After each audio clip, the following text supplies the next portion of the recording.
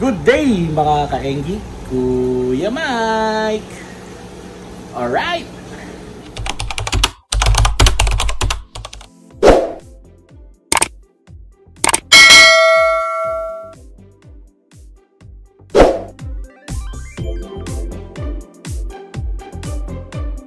Yun mga ka-Engi, no? So, ito yung ating Super Red RDC Arowana na si Sam, no? At naka-schedule rin yan for water change, no? At yan, kung hindi nyo pa napanood, no, kakatapos lang ng ating community service, no? At ngayon tayo ay nagwa-water change. Yan. So yan ang isang hilig ni Kuya Mike, no, sa kanyang mga alaga ay mag-water change, no? Kasi nga, no, kung nasusubaybayan nyo yung ating channel, importante talaga yung water change, yung water quality ng ating mga tanks or tubs, no, para sa ating mga alagang guppies, arwana, or kung ano man, no, na isda, no. Alright, so ito po yung ating mga full gold, no. So update rin tayo, no. Shoutout nga pala kay John Rojas 6626, no. Salamat sa iyong suporta. Sana ay huwag kang magsawa na manood sa ating mga vlogs at sa ating mga video, no. Yan. So shoutout sa iyo, no. Patuloy lang na mag-comment at i-share na rin kung kaya, no, tong mga video natin para mas dumami pa tayo dito sa ating community. Yan, no. So ito yung ating feeder. So konti pa to, no, para lumaki. Mukhang puro female yata itong nandito at isa lang yata o dalawa lang yung ating male, no. Ayan, no. Alright, so ini-start na rin natin magpuno ng ating mga tanks, no, habang bibigay tayo ng update. So ito yung ating full gold feeder. Ngayon ito, mamaya lapitan natin itong HBRRT, no. Pero titigilan na natin yan kasi naalala ko dito pala tayo mag-update, no. So mga ka-Engi, no, ito pala yung ating i-update. Yung nandun natin is yung BDSS, no. Palagi ko naman sa pinapakita sa inyo. At yung nandito natin is yung ating flower horn. So mamaya lapitan natin to, no, para mas makita nyo yung ating mga alagang guppies na nandyan. Alright,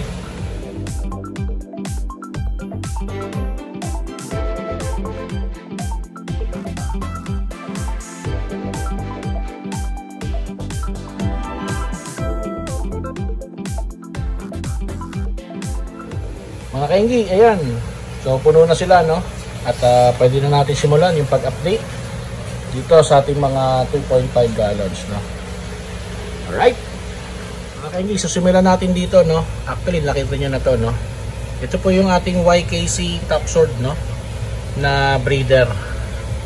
Ayan, no. So meron niyang 4 na male, female.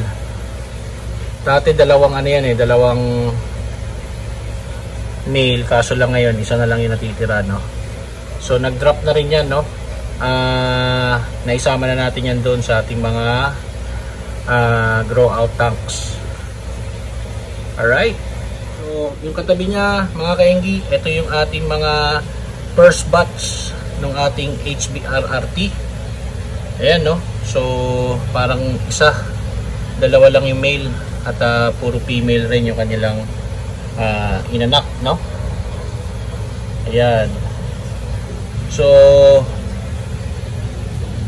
hayaan na muna natin sila dyan para mag-enjoy, no.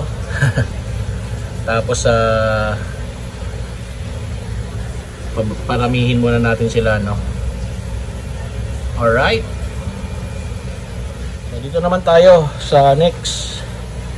Ito yung ating HB Blue na ibang line, no. Galing to kay Sir Patrick Liao, no. Patrick, shout out sa iyo, no. Ayan, no. So ito yung kanyang HB Blue. Actually nag-quit lang siya mag-guppy, kaya pinadala lang niya sa atin yan, no. Nakapokus siya ngayon mainly sa flower horn. Yan. Mukhang may mga fry na. Yun, no? Alright. Katabi niyan, yan. Ito yung ating mga first batch ng full gold, no? Na galing dito sa tab na to. Yan, itong tab na to, di ba? Kung naalala nyo yung update natin ng full gold, no? Nag-drop na dito. So ito yun, no? Meron silang 5 pa lang yung unang drop. So ito na yun. Ayan, lumalaki na sila, no? Alright. Yun, no? So next natin, no? HBRRT pa rin, mga kaenggi. Ito yung second batch ng ating HBRRT, no? Karamihan pa rin puro female. At mukhang isa lang o dalawa yata ulit yung male na na-produce dito, no? So ayun po sila, no? Ayaw lang mag-focus, mga kaenggi. Yeah. So ang katabi niya, ito yung ating mga BDSS o Blue Dragon.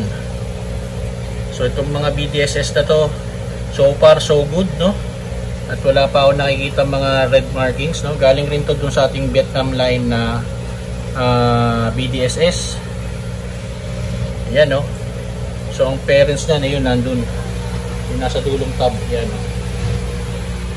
And last, ito, no? Tatago lang. So YKC top sword rin ang laman na itong tank na to, no? Teka, bugawin natin, no, para lumabas sila. So itong YKC top sword na to, ito paanak ko na to, no? Galing to dito, no? First batch yan. First batch yan dito, no? Andito yung ating breeder dati. So yun na nakuha natin mga paanak. Nilagay natin dito at ngayon ay may mga paanak na rin sila, no? Ayan, no, may mga fry na rin, no? Yung iba nakuha na natin, pero yung iba naiwan pa dyan. Tapos ang katabi niya, ito, yun, no? So kita nyo naman yan, no? Ito yung ating RDSS. Dalawang pair ng RDSS yan, mga kaenggi, no? Ayan. So teka lang nga, balikan ko kayo. Hawiin rin natin yung mga guppy grass. Ito ang ating RDSS, no? Kita nyo naman yan, no? Calling. Ha? Yan po ang ating RDSS. Abangan nyo po yan, no? Kita nyo naman rin yung female, no? Round tail na round tail. Tapos yung kanilang mga asawa, no? Yung male. Yan, no? Alright.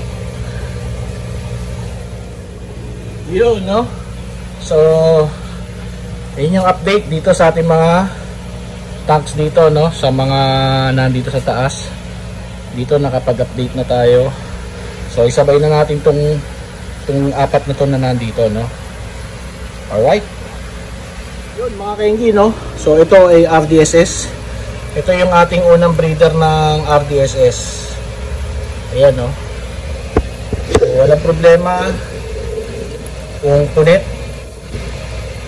ang kanyang mga fins, pero pag nakita nyo naman yan, napakaganda ng mga markings nyan, mga kaenggi, no? At nag-drop na yan, may dinrop na yan, no? Noong isang araw. Ito iilan lang, no? So normally yan, ganyan lang talaga ang nakukuha ko sa mga unang drop, pero pagkatagal-tagal ay talagang hitik na hitik, no? Alright. So next natin, no, ito ay full gold pa rin. So hanggang ngayon wala pa rin itong binibigay sa atin, no. Ito yung full gold na to, galing to kay Patrick, no. So shout out ulit, Patrick. Ayan, no. Hindi lang makita. Ayun, nandun, no, nagtatago kasi. Isang pares lang yung nandito natin na full gold. Plano ko baka isama ko na siya doon sa isang tab, no, para mabakante natin tong tab na to, tank na to. Alright. So next natin, ito yung ating YKC Delta. So nag-drop na rin to, no, kung nakita nyo. Ayan, may mga paanak na yan. Namatay nga lang yung male, pero napakaganda, no? Hindi ko alam kung na-vision ko lang yun dati, no? Pero napakaganda po ng ating YKC Delta. At meron na yung mga paanak, no? Yan, ito yung mga paanak niya, pinalalaki natin. Sana makakuha tayo ng magandang male rin dyan para maiparis natin ulit dito sa ating YKC Delta. Alright? Tapos ito na. Ito yung nandito yung original na Big Mama natin. Kung nandito pa, hindi ko na maalala, no? Pero andito ay YKC top sort natin, no? Ayun, no? Ang dami na namang fry.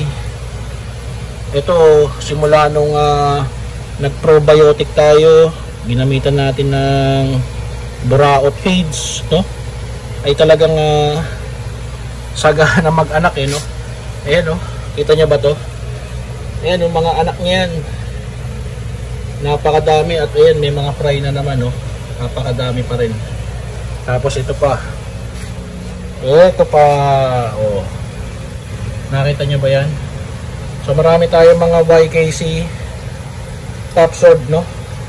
At ang maganda dyan, hindi yan maselan sa tubig, mga kaenggi, no? Tapos matagal nga lang bago mag-develop talaga. Pero pipili tayo dito ng mga pwede natin isali sa show, no? Alright. Ito pala, itong tab na to, ito yung unang drop ng ating RDSS na galing dito, no, mga kainggitin.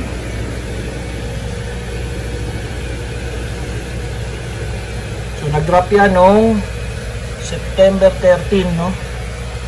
Yan, may date yan nilagay natin. Tapos ito, neto lang, no, nung 26 yata. Yung second drop na nakita natin na fry. Alright! Tapos ito, wala pa naman yan. Yun, mga kainggi. So, tsaka na natin to. Sunod na natin itong mga to, no, sa next vlog natin. Para meron kayong aabangan. Para pag-cycle natin ulit, no, pagbalik natin dito, medyo malaki na yung mga improvement ng mga isda natin. Alright! Yun, mga kainggi, no, salamat at sinamahan nyo ako sa pag-update ng ating mga guppies, no. Dito, no. Yan, dito para tayo humarap. Yan, no. So, na-update na natin to. At sana may natutunan kayo sa aking kwento, no. Kung paano ko sila inaalagaan at paano ko sila pinalalaki, no. Alright? So, kung di nyo pa napanood yung isang vlog natin, no. Yun ay nag-community service si Kuya Mike, no? Kasi nga member po tayo ng The Fraternal Orders of Eagles, Philippine Eagle, no? Kung gusto niyo mag-join sa aming club, sa aming region, no? Comment down below lang, mga kaenggi. Alright? Yan, no? Yun, syempre, no? Alright. Kung hindi ka pa nakasubscribe, please consider subscribing. Like and share mo na rin tong video na to para mas dumami pa tayo sa ating community. At share mo na rin kung may time tong video na to. Huwag kalimutan mag-comment, no, kung tagasan ka para malaman natin kung saan umabot itong video na to. Alright! Yun, mga kainggi, hanggang sa muli, no? Ito naman yung update natin. Alam na this. Bye-bye! Alright!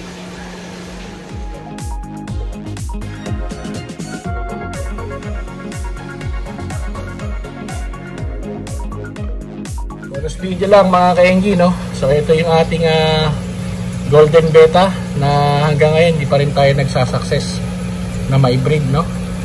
So pinaghiwalay ko muna sila ulit at i-condition muna natin yung male and female, no?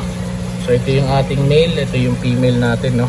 Kasi nabugbog na maigi yung ating female nung time na nung last time na binread natin yung ating mga beta, no? So kung hindi nyo pa napanood, no, yun yung may title na Gintong Isda, no? Alright!